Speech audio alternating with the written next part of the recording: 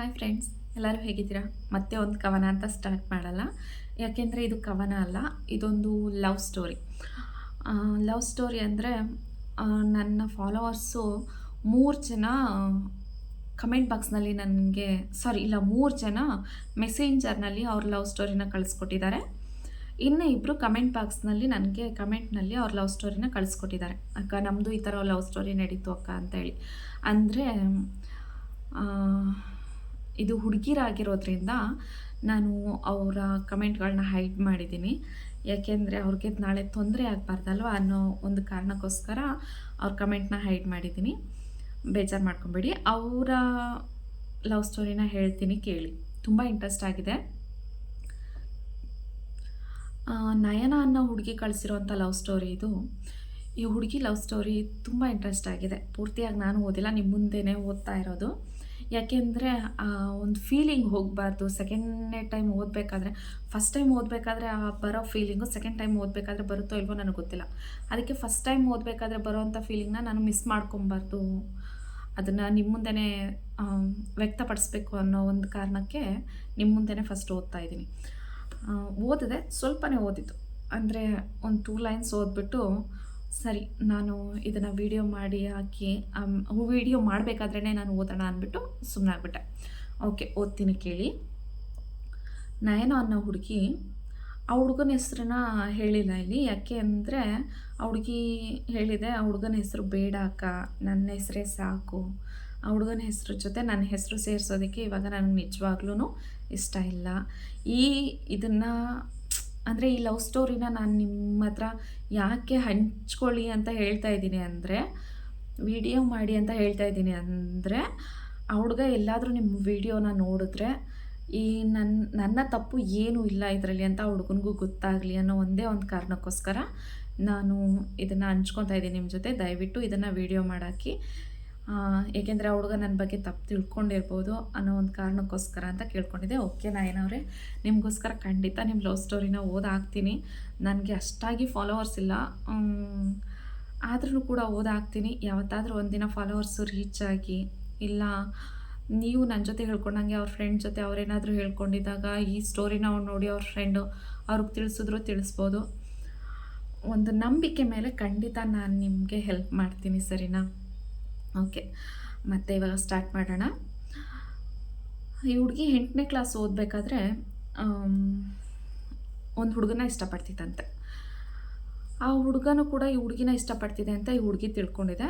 But ಆ ಹುಡುಗ ಆ ಥರ ಏನೂ ಹೇಳ್ಕೊಂಡಿರಲಿಲ್ವಂತೆ, ನಾನು ನಿನ್ನನ್ನು ಇಷ್ಟಪಡ್ತಾ ಇದ್ದೀನಿ ಅಂತ. ಈ ಹುಡುಗಿನೂ ಕೂಡ ಹೇಳ್ಕೊಂಡಿಲ್ಲ, ನಾನು ನಿನ್ನನ್ನು ಇಷ್ಟಪಡ್ತಾ ಇದ್ದೀನಿ ಅಂತ. ಬಟ್ ಇಬ್ಬರೂ ಕೂಡ, ಈ ಹುಡುಗಿ ಅಂದ್ಕೊಂಡಿದೆ ಆ ಹುಡುಗನೂ ನನ್ನನ್ನು ಇಷ್ಟಪಡ್ತಿದೆ, ನಾನು ಯಾವ ಥರ ಇಷ್ಟಪಡ್ತಾ ಇದ್ದೀನೋ ಅದೇ ಥರ ಅಂತ.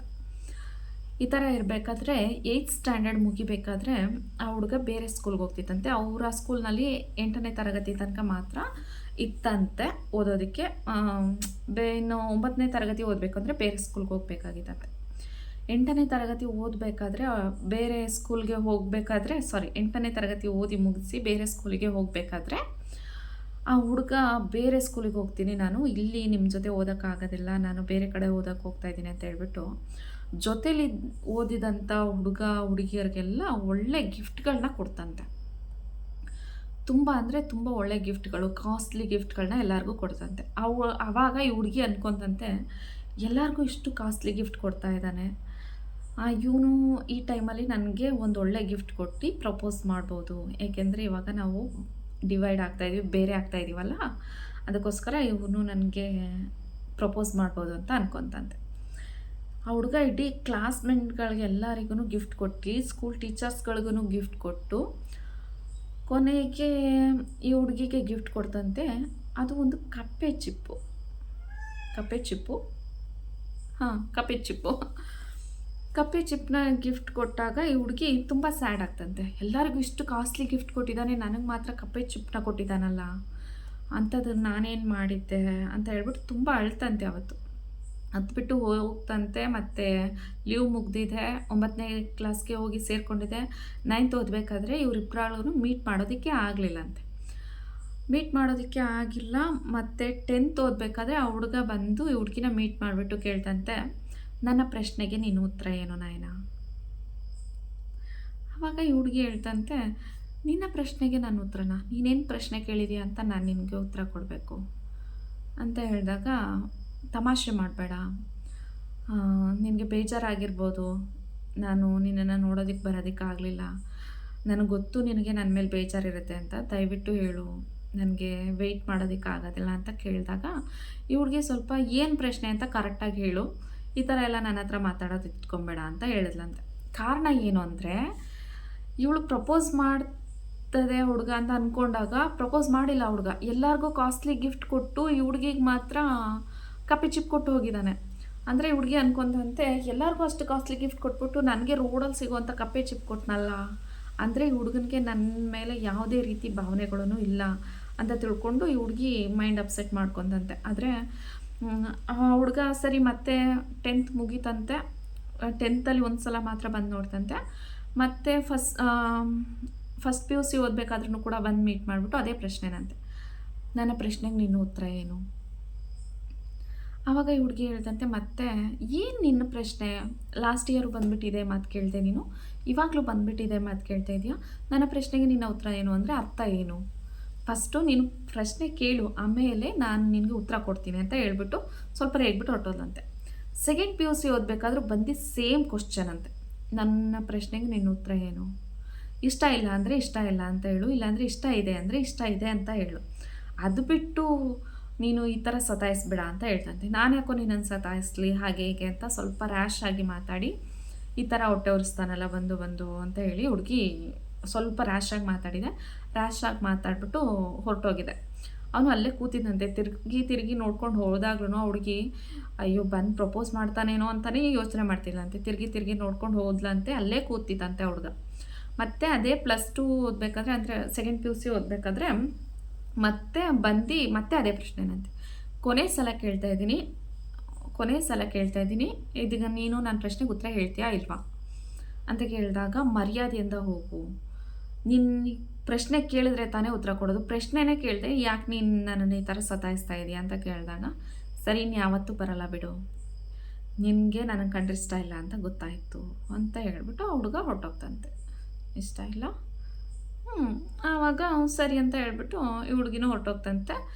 ಮತ್ತು ಆದರೆ ಈ ಹುಡುಗಿಗೆ ಮರೆಯೋಕ್ಕಾಗಿಲ್ಲ ಅಂತ, ಯಾಕೆಂದರೆ ಫಸ್ಟ್ ಲವ್ ಬೆಸ್ಟ್ ಲವ್ ಅಂತ ಹೇಳ್ತಾರಲ್ಲ, ಹಾಗೆ ಅಕ್ಕ ಅಂತ ಹೇಳಿದೆ, ಮರೆಯೋದಕ್ಕಾಗಲಿಲ್ಲ, ತುಂಬ ಹತ್ತಿದ್ದೀನಿ, ಅವ್ನು ಬಂದು ನೋಡಿದಾಗೆಲ್ಲ ಈ ಥರ ಬಂದು ಕೇಳ್ತಾನಲ್ಲ ಅಂತ ತುಂಬ ಹತ್ತಿದ್ದೀನಿ ಅಂತ. ಸರಿ ಫಸ್ಟ್ ಇಯರ್ ಡಿಗ್ರಿಗೆ ಹೋಗ್ತಂತೆ, ಡಿಗ್ರಿಲಿ ಆ ಹುಡುಗ ಏನೂ ಬಂದು ಮೀಟ್ ಮಾಡಲಿಲ್ಲಂತೆ. ಡಿಗ್ರಿಗೆ ಹೋಗ್ಬೇಕಾದ್ರೆ ಒಂದು ಹುಡುಗಿಗೆ ಜೊತೆಲಿ ಕರ್ಕೊಂಡೋಗಿ ಕಡಲೆ ಸೊಪ್ಪು ಕೊಡಿಸ್ತಾ ಇದ್ದಾರೆ. ಕಡಲೆ ಸೊಪ್ಪು, ಹೌದು, ನಾವು ತಿಂದಿದ್ದೀವಿ ಕಾಲೇಜ್ ಟೈಮ್ನಲ್ಲೆಲ್ಲ, ಸ್ಕೂಲ್ ಟೈಮ್ನಲ್ಲೆಲ್ಲ ಕಡಲೆ ಸೊಪ್ಪನ್ನ ಕೊಡಿಸ್ತಾ ಇದ್ದಂತೆ. ಅಲ್ಲಿ ನೋಡಿಬಿಟ್ಟು ಆವಾಗ ತಿಳ್ಕೊಂಡ್ಲಂತೆ, ಓ ಈ ಹುಡುಗ ಬೇರೆ ಹುಡುಗಿನ ಇಷ್ಟಪಡ್ತಿದೆ ಅಂತ. ಸರಿ ಅಂದ್ಬಿಟ್ಟು ಅವತ್ತು ನೈಟು ನಾನು ತುಂಬ ಹತ್ತೆ, ಅಷ್ಟು ಹತ್ತಿದ್ದೀನಿ ಅಂತ ಹೇಳಿದೆ. ಅಷ್ಟು ಹೊತ್ತಾದಮೇಲೆ ಮತ್ತೆ ಇನ್ನೊಂದು ಟೈಮ್ ಹೋಗಬೇಕಾದ್ರೆ ಆ ಹುಡುಗನೂ ಆ ಹುಡುಗಿನೂ ಬೈಕ್ನಲ್ಲಿ ಹೋಗ್ತಾಯಿದ್ರಂತೆ. ಬೈಕ್ನಲ್ಲಿ ಹೋಗಬೇಕಾದ್ರೆ ಪಕ್ಕ ಈ ಹುಡುಗಿಗೆ ಫಿಕ್ಸ್ ಆಯ್ತಂತೆ, ಓ ಈ ಹುಡುಗ ಬೇರೆ ಹುಡುಗಿನ ಇಷ್ಟಪಡ್ತಿದೆ, ಸೊ ನಾವು ಇನ್ನು ಇಷ್ಟಪಟ್ರು ಇವನು ನಮಗೆ ಸಿಗೋನಲ್ಲ, ಇವನು ಪ್ರಪೋಸು ಮಾಡಲಿಲ್ಲ, ನಮ್ಮನ್ನು ಆವಾಗಲೇ ಆ ಥರ ಯಾಮಾರಿಸ್ತಾ ಎಲ್ಲರಿಗೂ ಕಾಸ್ಟ್ಲಿ ಗಿಫ್ಟ್ ಕೊಟ್ಟು ನನಗೆ ಮಾತ್ರ ಕಪ್ಪೆ ಚಿಪ್ ಕೊಟ್ಟಾಗಲೇ ನಾನು ತಿಳ್ಕೊಬೇಕಾಗಿತ್ತು ಅವ್ನ ಮನಸ್ಸಲ್ಲಿ ನನಗೆ ಸ್ಥಾನ ಇಲ್ಲ ಅಂತ. ಇವಾಗ ಯೋಚನೆ ಮಾಡಿ ಏನು ಪ್ರಯೋಜನ, ನಾನು ಆವಾಗಲೇ ತಿಳ್ಕೊಬೇಕಾಗಿತ್ತು, ಇಷ್ಟು ವರ್ಷ ಇವನಿಗೋಸ್ಕರ ಕಾದು ನಾನು ತಪ್ಪು ಮಾಡಿಬಿಟ್ಟೆ ಅಂತ ಅಂದ್ಕೊಂಡಂತೆ. ಆ ಥರ ಅಂದ್ಕೊಂಡಾದ್ಮೇಲೆ ಮತ್ತೆ ಡಿಗ್ರಿ ಓದಬೇಕಾದ್ರೇ ಇವ್ರ ಮನೆ ಶೋಕೇಸ್ ಇದೆಯಲ್ವಾ, ಅದನ್ನು ಒರೆಸ್ತಾ ಇತ್ತಂತೆ. ಒರೆಸ್ತಾ ಇರಬೇಕಾದ್ರೆ ಆ ಶೋಕೇಸ್ನಲ್ಲಿ ಆ ಕಪ್ಪೆ ಚಿಪ್ಪನ್ನ ಇಟ್ಟಿತ್ತಂತೆ ಅವ್ರಿಗೆ. ಒರೆಸ್ಬೇಕಾದ್ರೆ ಆ ಕಪ್ಪೆ ಚಿಪ್ಪು ಕೆಳಗಡೆ ಬೀಳ್ತಂತೆ. ಸವಿ ನೆನಪಲ್ವಾ ಅದೆಲ್ಲ, ಜೋಪಾನವಾಗಿ ಇಟ್ಟಿರ್ತಾರೆ ಹುಡುಗಿರು. ಒಂದು ಚಾಕ್ಲೇಟ್ ಕೊಟ್ಟರೆ ಅದ್ರ ಕವರ್ನೂ ಕೂಡ ಎತ್ತಿಟ್ಟಿರೋ ಅಂಥವ್ರು ತುಂಬ ಜನ ಇದ್ದಾರೆ. ಅಂಥದ್ರಲ್ಲಿ ಕಪ್ಪೆ ಚಿಪ್ಪು ಇಟ್ಟಿರಲ್ವಾ, ಕೊಟ್ಟಿರೋದು ಗಿಫ್ಟ್ ತಾನೇ, ಅದು ಯಾರು ಕೊಟ್ಟಿರೋದು, ಅಷ್ಟು ಭದ್ರವಾಗಿ ಕಾಪಾಡಿರ್ತಾರೆ ಹುಡುಗಿರು, ಜೋಪಾನ ಮಾಡಿರ್ತಾರೆ ಗಿಫ್ಟ್ಗಳನ್ನ. ಮತ್ತು ಅದು ಕೆಳಗಡೆ ಬೀಳ್ತಂತೆ. ಕೆಳಗಡೆ ಬಿದ್ದಾಗ ನೋಡ್ತಂತೆ ಹುಡುಗಿ, ಆ ಕಪ್ಪೆ ಚಿಪ್ ಒಳಗಡೆ ಐ ಲವ್ ಯು ಅಂತ ಬರ್ತಿತ್ತಂತೆ.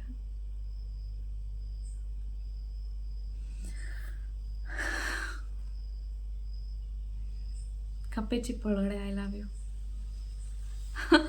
ಓದ್ತಾ ಇರೋ ನನಗೆ ಹಿಂಗಾಗ್ತಿದೆ. ಇನ್ನು ಆ ಹುಡುಗಿ ಪರಿಸ್ಥಿತಿ ಏನಾಗಿರಬೇಡ. ಅವತ್ತೆಲ್ಲ ಹತ್ತಿದ್ಯಂತೆ ಆ ಹುಡುಗಿ. ಅಷ್ಟು ಕಿರ್ಚಿ ಕಿರ್ಚಿ ಹತ್ತಿದ್ಯಂತೆ. ಅವರಮ್ಮ ಕೆಲ್ಸಕ್ಕೋಗಿ, ಕೆಲಸದಿಂದ ಬರೋ ತನಕನೂ ಹತ್ತಿದ್ಯಂತೆ ಆ ಹುಡುಗಿ. ಕೆಲಸದಿಂದ ಬಂದು ಅವರಮ್ಮ ನೋಡಿದ್ರೆ ಆ ಹುಡುಗಿ ಕಣ್ಣು, ಮುಖ ಎಲ್ಲ ಊದ್ಕೊಂಡಿದೆಯಂತೆ. ವಾಯ್ಸ್ ಬರ್ತಾ ಇಲ್ಲಂತೆ. ಕಿರ್ಚಿ ಕಿರ್ಚಿ ಗಂಟ್ಲಲ್ಲಿ ರಕ್ತ ಬಂದಿದೆಯಂತೆ. ಆಮೇಲೆ ಆಮೇಲೆ ಆ ಹುಡ್ಗ ಸಿಗಲೇ ಇಲ್ವಂತೆ ಆ ಹುಡುಗಿಗೆ. ಇನ್ನು ಮೀಟ್ ಕೂಡ ಮಾಡೋಕ್ಕಾಗಿಲ್ಲ. ಇದುವರೆಗೂ ಅಕ್ಕ ನನಗೆ ಮದುವೆ ಆಯಿತು, ಒಳ್ಳೆ ಗಂಡ ಸಿಕ್ಕಿದ್ದಾರೆ, ಒಂದು ಮಗು ಇದೆ, ಇದುವರೆಗೂ ಅವನನ್ನು ಮೀಟ್ ಮಾಡೋಕ್ಕಾಗಿಲ್ಲ.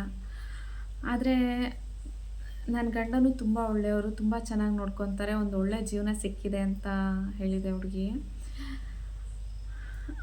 ಆದ್ರೂ ಕೂಡ ಅದು ಲವ್ ಅನ್ನೋದು ಯಾವುದಾದ್ರೂ ಮನಸ್ಸಿನಲ್ಲಿ ಒಂದು ಮೂಲೆಯಲ್ಲಿ ಇದ್ದೇ ಇರುತ್ತೆ ಅಕ್ಕ. ಅದು ಈ ಕಪ್ಪೆ ಚಿಪ್ಪುಗಳು, ನಾನಂತೂ ಮನೇಲಿ ಎಲ್ಲರೂ ಡೆಕೋರೇಟ್ ಮಾಡಿರ್ತಾರೆ ಕಪ್ಪೆ ಚಿಪ್ಪುಗಳಲ್ಲಿ, ಬಟ್ ನನ್ನ ಕೈಲಂತೂ ಅದು ಆಗಲ್ಲ. ಮನಸ್ಸು ಒಡೆಯುತ್ತೆ ಅಕ್ಕ ಕಪ್ಪೆ ಚಿಪ್ಪನ್ನ ನೋಡಿದಾಗ. ಕಪ್ಪೆ ಚಿಪ್ಪು ಒಡೆದೋದಕ್ಕಿಂತ ಜಾಸ್ತಿ ನನ್ನ ಮನಸ್ಸು ಒಡೆದಿರೋದು ಆ ದಿನ. ಇವಾಗ ಹೇಳಿ ತಪ್ಪು ನಂದ ಅವನದ? ಅವನು ನನಗೆ ಬಂದು ಕರೆಕ್ಟಾಗಿ ಕೇಳ್ಬೋದಾಗಿತ್ತಲ್ವ, ಈ ಥರ ನಾನು ನಿನ್ನನ್ನು ಇಷ್ಟಪಡ್ತಾ ಇದ್ದೀನಿ ಅಂತ. ಆ ಥರ ಸೀಕ್ರೆಟ್ ಮಾಡಿ ಹೇಳೋ ಅಂಥದ್ದು ಏನಿತ್ತು? ಇಲ್ಲ, ನಾನು ಅದನ್ನು ತೆಗೆದು ನೋಡಿರ್ಬೋದಾಗಿತ್ತು. ಆದರೆ ಕಪ್ಪೆ ಚಿಪ್ಪು ಒಳಗಡೆ ಏನಿರುತ್ತೆ ಅಂತ ನಾನು ತೆಗೆದು ನೋಡಲಿ ಅಕ್ಕ ಅಂತ ಹೇಳಿದೆ. ನಿಜ ಸಿಸ್ಟರ್, ತುಂಬ ಕಷ್ಟ ಆಗ್ತಿದೆ. ಅಯ್ಯೋ, ಕೊನೆಯಲ್ಲಿ ಈ ಥರ ಒಂದು ಟ್ವಿಸ್ಟ್ ಇರುತ್ತೆ ಅಂತ ನಾನು ಖಂಡಿತ ಅಂದ್ಕೊಂಡಿರಲಿಲ್ಲ. ಪ್ರಾಮಿಸ್, ನಾನು ಯೋಚನೆನೂ ಕೂಡ ಮಾಡಿರಲಿಲ್ಲ. ಫ್ರೆಂಡ್ಸ್, ನೀವು ನೋಡ್ತಾ ಇರ್ತೀರಲ್ವ ಈ ವಿಡಿಯೋನ, ನೀವೇನಾದರೂ ಈ ಟ್ವಿಸ್ಟ್ನ ಎಕ್ಸ್ಪೆಕ್ಟ್ ಮಾಡಿದ್ರಾ? ಹೌದು, ನೀವೇನಾದ್ರೂ ಹೌದು ಈ ಥರ ನಡೆಯುತ್ತೆ ಅಂತ ನನಗೆ ಗೊತ್ತಿತ್ತು ಅನ್ನೋದಿದ್ರೆ ಕಮೆಂಟ್ ಬಾಕ್ಸ್ನಲ್ಲಿ ಹೌದು ನನಗೆ ಗೊತ್ತಿತ್ತು ಎಸ್ ಅಂತಲೇ ಹಾಕಿ, ಇಲ್ಲ ಅಂದರೆ ಇಲ್ಲ ಅಂತ ಹಾಕಿ, ಓಕೆನಾ? ಹುಡುಗಿ ಕೇಳಿದೆ, ಹೇಳಿ ಅಕ್ಕ, ನಂದು ಇದರಲ್ಲಿ ಏನು ತಪ್ಪಿದೆ? ಗೊತ್ತಿಲ್ಲ ಸಿಸ್ಟರ್, ನನಗೆ ನಿಜವಾಗ್ಲೂ ಏನು ಹೇಳಬೇಕು ಅಂತಲೇ ಗೊತ್ತಾಗ್ತಿಲ್ಲ. ನನಗೆ ಇದಕ್ಕೆ ಏನು ಹೇಳಬೇಕು ಅಂತ ನಿಜವಾಗ್ಲೂ ಗೊತ್ತಾಗ್ತಿಲ್ಲ. ನನಗೇ ಇಷ್ಟೊಂದು ಫೀಲ್ ಆಗ್ತಿದೆ ಆ ಟೈಮ್ನಲ್ಲಿ. ನೀವು ಯಾವ ಥರ ನೋವು ಅನುಭವಿಸಿರ್ಬೋದು. ಇವ್ರು ಹೇಳಿದ್ದಾರೆ, ನಾನು ಕಮ್ಮಿ ಅಂದ್ರೂ ಒಂದು ವಾರ ನನಗೆ ಜ್ವರ ಹೋಗೇ ಇರಲಿಲ್ಲ, ಊಟ ಸೇರಿಲ್ಲ. ಅವತ್ತು ಅವನು ಕಪ್ಪೆ ಚಿಪ್ಪು ಕೊಟ್ಟಾಗ ಆಗಿದ ನೋವಿಗಿಂತ ಇವತ್ತು ಅವನನ್ನು ನಾನು ಕಳ್ಕೊಂಡಿದ್ದೀನಿ ಅಂತ ಗೊತ್ತಾದಾಗ ಆದ ನೋವು ಜಾಸ್ತಿ. ಅವತ್ತು ಆ ಹುಡುಗಿನ ಜೊತೆಯಲ್ಲಿ ಕರ್ಕೊಂಡು ಹೋಗಬೇಕಾದ್ರೆ ನೋಡಿದಾಗ ಆಗಿದ ನೋವಿಗಿಂತ ಇವತ್ತು ನನಗೋಸ್ಕರ ಈ ಥರ ಒಂದು ಮುತ್ತನ್ನು ಕಪ್ಪೆ ಚಿಪ್ಪಿನೊಳಗೆ ಬಚ್ಚಿಟ್ಟು ಕೊಟ್ಟಿದ್ದಾನೆ ಅಂತ ನೋಡಿದಾಗ ಆಗಿರುವಂಥ ನೋವು ಜಾಸ್ತಿ. ಅಯ್ಯ, ಲೈನ್ಗಳೇ ತುಂಬ ಕಷ್ಟ ಆಗಿದೆ ಓದೋದಕ್ಕೆ. ತಪ್ಪಾಗಿ ತಿಳ್ಕೊಬೇಡಿ, ನನಗೆ ಇದಕ್ಕೆ ಏನು ಹೇಳಬೇಕು ಅಂತಲೇ ಗೊತ್ತಾಗ್ತಿಲ್ಲ. ಆದರೆ ಒಂದಂತೂ ಹೇಳ್ತೀನಿ, ದೇವರು ಒಂದನ್ನು ಕಿತ್ಕೊಂಡ್ರೆ ಇನ್ನೊಂದನ್ನು ಅದಕ್ಕಿಂತ ಒಳ್ಳೆಯದನ್ನು ಕೊಡ್ತಾನೆ ಅಂತಾರೆ. ನೀವು ಹೇಳಿರೋ ಪ್ರಕಾರ ಒಳ್ಳೆ ಗಂಡ, ಒಂದು ಗಂಡು ಮಗು ಇದೆ ಅಂತ ಹೇಳಿದ್ದೀರಾ. ನಿಮಗೆ ಚೆನ್ನಾಗಿರಿ ಜೀವನದಲ್ಲಿ. ಅದೇ ಇಷ್ಟು ಒಳ್ಳೆ ಗಂಡ, ಇಷ್ಟು ಒಳ್ಳೆ ಮಗು ಕೊಡೋದಕ್ಕೆ ಆ ದೇವರು ನಿಮಗೆ ಇದನ್ನು ಲವ್ ಸ್ಟೋರಿಲಿ ಸ್ವಲ್ಪ ಸ್ಯಾಡ್ನೆಸ್ ಇಟ್ಟಿದ್ದಾನೆ ಅಂತ ಅಂದ್ಕೊಂಡಿದ್ದೀನಿ. ಬೇಜಾರು ಮಾಡ್ಕೊಬೇಡಿ, ಎಲ್ಲದೂ ಒಳ್ಳೆಯದೇ ಆಗುತ್ತೆ. ಏನು ಹೇಳಬೇಕು ಅಂತ ನಿಜವಾಗ್ಲೂ ಇದಕ್ಕೂ ಮೇಲೆ ನನಗೆ ಗೊತ್ತಾಗ್ತಿಲ್ಲ.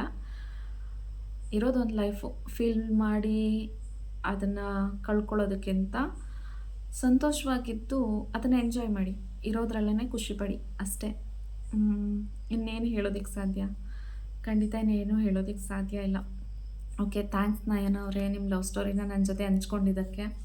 ಏನಿಗೆ ನಿಮಗೆ ಈ ಥರ ಹೇಳ್ಕೊಬೇಕು ಅಂತ ಅನ್ನಿಸ್ತೋ ನನಗೆ ಗೊತ್ತಿಲ್ಲ. ಇವ್ರು ಹೇಳಿದ್ದಾರೆ ನಯನ ಅವರು, ನಿಮ್ಮ ಕವನಗಳನ್ನ ನೋಡ್ತಾ ಇದ್ನಲ್ಲ, ಅದಕ್ಕೋಸ್ಕರ ನಾನು ಲವ್ ಸ್ಟೋರಿನ ಹಂಚ್ಕೊಬೇಕು ಅನ್ನಿಸ್ತು ಅಕ್ಕ. ನನ್ನ ಲವ್ ಸ್ಟೋರಿನಲ್ಲೂ ನಾನು ಸುಮಾರು ಕವನಗಳನ್ನ ಅವನಿಗೋಸ್ಕರ ಬರೆದಿಟ್ಟೆ, ಆದರೆ ಕೊಡೋದಕ್ಕಾಗಲಿಲ್ಲ ಅಷ್ಟೇ ಅಂತ.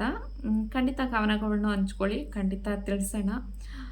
ಮತ್ತು ಈ ಹುಡುಗ ಯಾರಂತ ಗೊತ್ತಿಲ್ಲ, ನೀವೇನಾದರೂ ಈ ವಿಡಿಯೋನ ನೋಡ್ತಾ ಇದ್ದರೆ ಇದರಲ್ಲಿ ನಿಮ್ಗೆ ಗೊತ್ತಾಗಿರುತ್ತಲ್ವ, ನಯನ ಅವ್ರದ್ದು ಯಾವುದೇ ರೀತಿ ತಪ್ಪಿಲ್ಲ ಅಂತ. ಅವ್ರದ್ದು ಯಾವುದೇ ರೀತಿ ತಪ್ಪಿಲ್ಲ, ನಿಮ್ಮದು ಯಾವುದೇ ರೀತಿ ತಪ್ಪಿಲ್ಲ. ನಿಮ್ಮ ಆ್ಯಂಗಲಲ್ಲಿ ನೀವು ಪ್ರಪೋಸ್ ಮಾಡಿದ್ದೀರಾ, ಆದರೆ ಅದು ಅವ್ರಿಗೆ ಅರ್ಥ ಆಗಿಲ್ಲ. ಅವರೂ ಕೂಡ ನಿಮ್ಮನ್ನು ಅಷ್ಟು ಇಷ್ಟಪಟ್ಟಿದ್ದಾರಲ್ವ, ಇಬ್ಬರೂ ಎಲ್ಲೇ ಇದ್ರೂ ಚೆನ್ನಾಗಿರಿ ಅಂತ ಮಾತ್ರ ಕೇಳ್ಕೊತೀವಿ. ಒಳ್ಳೆ ಫ್ರೆಂಡ್ಸ್ ಆಗಿರಿ ಯಾವತ್ತಾದರೂ ಸಿಕ್ಕಿದಾಗ. ನನ್ನ ಕಡೆಯಿಂದ ನೀವಿಬ್ಬರನ್ನು ಮೀಟ್ ಆದರೆ ನನಗೂ ತುಂಬ ಖುಷಿಯಾಗುತ್ತೆ.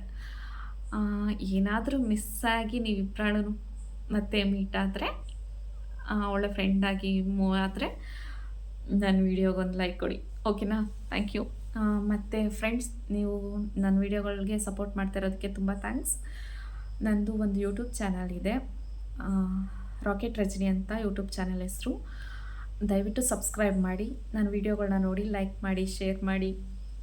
ಎಲ್ಲದಕ್ಕಿಂತ ಹೆಚ್ಚಾಗಿ ನಿಮ್ಮ ಅಭಿಪ್ರಾಯಗಳನ್ನು ನನ್ನ ಜೊತೆ ಹಂಚ್ಕೊಳ್ಳಿ. ಕಮೆಂಟ್ ಬಾಕ್ಸ್ನಲ್ಲಿ ನಿಮ್ಮ ಲವ್ ಸ್ಟೋರಿಗಳು, ಇಲ್ಲಾಂದರೆ ನಿಮ್ಮ ಫ್ರೆಂಡ್ ಲವ್ ಸ್ಟೋರಿಗಳು, ಕವನಗಳು ಏನೇ ಇದ್ರೂ ಕೂಡ ಹಂಚ್ಕೊಳ್ಳಿ. ಯಾಕೆಂದರೆ ನಾವು ಎಲ್ಲರ ಜೊತೆನೂ ಎಲ್ಲನೂ ಹೇಳ್ಕೊಳ್ಳೋದಕ್ಕಾಗೋದಿಲ್ಲ. ತುಂಬ ವಿಷಯಗಳನ್ನ ನಾವು ಎಲ್ಲರ ಜೊತೆನೂ ಹೇಳ್ಕೊಳಕ್ಕಾಗಲ್ಲ. ನೀವ್ಯಾರು ಅಂತ ನನಗೆ ಗೊತ್ತಿಲ್ಲ, ನಾನು ಯಾರು ಅಂತ ನಿಮಗೆ ಗೊತ್ತಿಲ್ಲ. ಸೊ ನನ್ನ ಮುಖನಾದರೂ ನೀವು ನೋಡ್ತೀರಾ, ನಿಮ್ಮ ಮುಖ ನಾನು ನೋಡೋಕ್ಕಾಗಲ್ಲ ಅಲ್ಲ. ಹಂಚ್ಕೊಳ್ಳಿ ಖಂಡಿತ. ಎಲ್ಲರಿಗೂ ಈ ಥರ ಒಂದು ಲವ್ ಸ್ಟೋರಿ ಇತ್ತು ಅಂತ ಎಲ್ಲರ ಜೊತೆನೂ ಹೇಳ್ಕೊಂಡ್ರೆ ತುಂಬ ಖುಷಿಯಾಗುತ್ತೆ. ನಮ್ಮ ಲವ್ ಸ್ಟೋರಿಗಳನ್ನ ನಾವೇ ಕೇಳಬೇಕಾದ್ರೆ ಅಲ್ಲ. ಥ್ಯಾಂಕ್ಸ್ ನಯನ ಅವರೇ, ನಿಮ್ಮ ಲವ್ ಸ್ಟೋರಿನ ನಮ್ಮ ಜೊತೆ ಹಂಚ್ಕೊಂಡಿದ್ದಕ್ಕೆ. ಥ್ಯಾಂಕ್ಸ್ ಫ್ರೆಂಡ್ಸ್, ವಿಡಿಯೋನ ವಾಚ್ ಮಾಡಿದ್ದಕ್ಕೆ, ಇಷ್ಟೊತ್ತು ತಾಳ್ಮೆಯಿಂದ ನಯನ ಅವರ ಲವ್ ಸ್ಟೋರಿನ ಕೇಳಿದ್ದಕ್ಕೆ. ಮತ್ತು ನಿಮಗೆ ನಯನ ಅವ್ರ ಲವ್ ಸ್ಟೋರಿ ಏನು ಅನ್ನಿಸ್ತು ಅಂತ ಕಮೆಂಟ್ ಬಾಕ್ಸ್ನಲ್ಲಿ ಕಮೆಂಟ್ ಮಾಡಿ. Thank you. ಮತ್ತು ಇನ್ನೊಂದು ವಿಡಿಯೋನಲ್ಲಿ ಭೇಟಿಯಾಗೋಣ.